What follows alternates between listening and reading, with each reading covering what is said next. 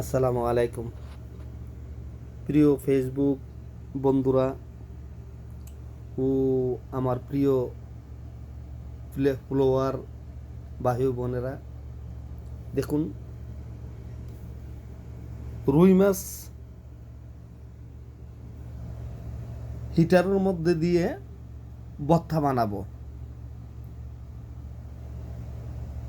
এই যে হিটারের মধ্যে দিয়ে ফুয়েল পেপার দিয়ে পুরা দিয়েছিলাম, কমসে কম প্রায় আধা ঘন্টা এটার সামনে দাঁড়িয়ে রয়েছি। আবার বেশি হিটারে রাখলে পুড়ে যাবে, তো হিটার থেকে আনছি, আইনা সাফ করতেছি কাঠাগুলি। পাশাপাশি ধনিয়া পাতা, পেঁয়াজের কুচি, শুকনা বাদামরিচ, এই যে হলো রাঁধুনি সরিষার তেল। আস্তে আস্তে বাঁচতেছি,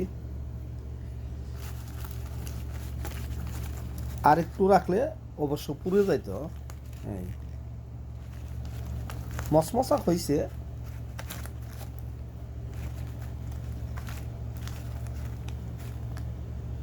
এই ফুয়েল পেপারটা পুরো কি হয়েছে দেখেন। আগেও আর একটু ভর্তা বানাইছিলাম, অনেকে রিকোয়েস্ট করছে আমি শুধু ভর্তা বানিয়ে ভিডিও করি। ভর্তা বানানোর আগে কিভাবে বানাবো ওইটার জন্য আমাকে রিকোয়েস্ট করেছিল, তার জন্য আজকে মাছটা পুরা দিয়েই আমি ভিডিওটা করলাম।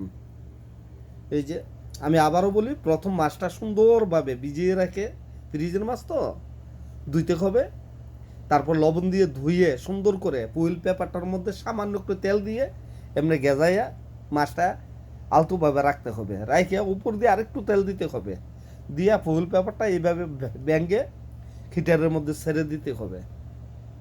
তারপর আধা ঘন্টা একটু পরে পরে উল্টাই দিতে হবে মাছটিকে।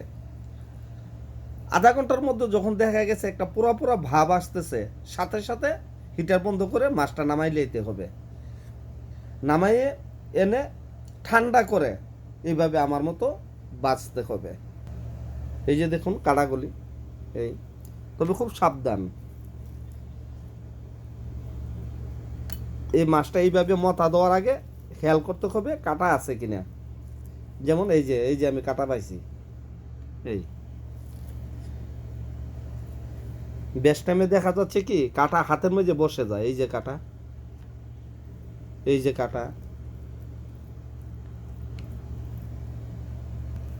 খুব সুন্দরভাবে ফেসতে হবে মাছগুলো, একদম যাতে রোয়া না থাকে মাছটা, বত্তাই একদম ফেসালাইতে হবে একবারে।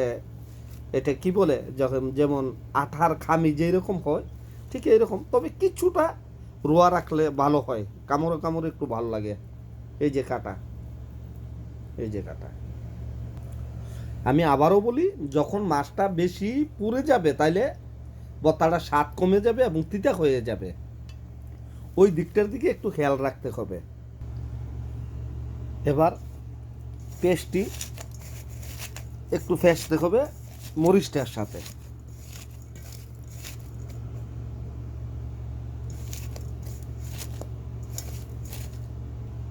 এবার ধনিয়া পাতা একসাথে, পরিমাণ মতো লবণ দিতে হবে, লবণ ছাড়া আবার ভালো লাগবে না। যারা যেই রকম পরিমাণ মতো লবণ খায়,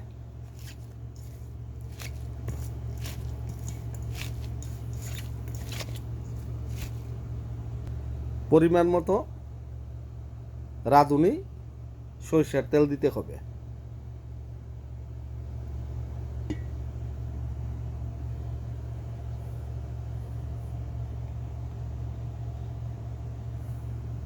এবার আবার আগের মতো তেলটা সুন্দর করে আলতোভাবে তেলটা মিশাতে হবে।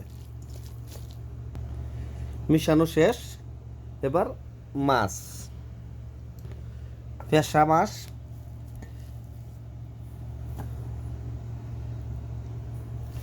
দিতে হবে এবার এভাবে মিলাতে হবে।